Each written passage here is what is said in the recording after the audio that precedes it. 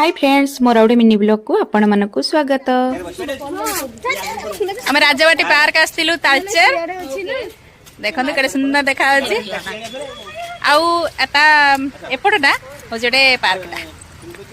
आम तालचेर आसलु आम पिसी घर बाहागर पिसी घर ठारू अल्प डिस्टेंस रे थिला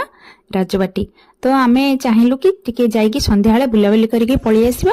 आउ भितर को एंट्री करू करू देखिले जे मस्त जगहटा हेइची आ ए दी जण को मिली गला गोटे दोली ये तो छोट बळर खेली ना दियो ये होचंदी मोर दुई काकीमा बयस जेते भी होना काईकी पिलाळियामी रहिबा निश्चित दरकार आ एठी देखंतो कि सुंदर जगह हेइची एठी तो खाली रील्स गदा करी पकेबो फोटो फोटो उठे कि ओफ कोन हेइची रे बाबा आउ एठी हम भाउज आमे सब जेतिक आस्थिल ना समस्त एठी ठिया जाइछु एठी मो दी भोणिया का बसी दोली खेलछथि ओ राजा सुख दी भोणी भलका त दूचंती ओ कोन ए तो हल्लो छ कोन तापरे पड़ी गला हम काका काकीमा को पाली से भी टिके दोली खेली देले एले बाप दादा दोली का ए गेला ठीक लोक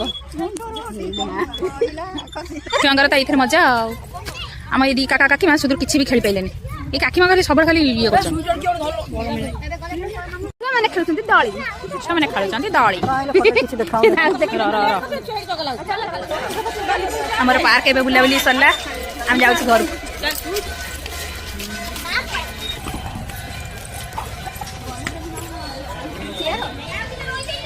जेडी जगन्नाथ मंदिर अछि तो माने कीर्तन करछंती संध्या बेला समय जेहेतु गेट टा गुना पूरा मस्त करी सजेछन देखुना कि सुंदर देखा जाउची पूरा लाइटिंग फाइटिंग कर देछन मस्त लागुची देखिया को मो वीडियो टी जदी आपण माने भल लागची please do like and subscribe video टी के लास्ट पर्यंत देखिथिबार धन्यवाद रहिली जय जगन्नाथ।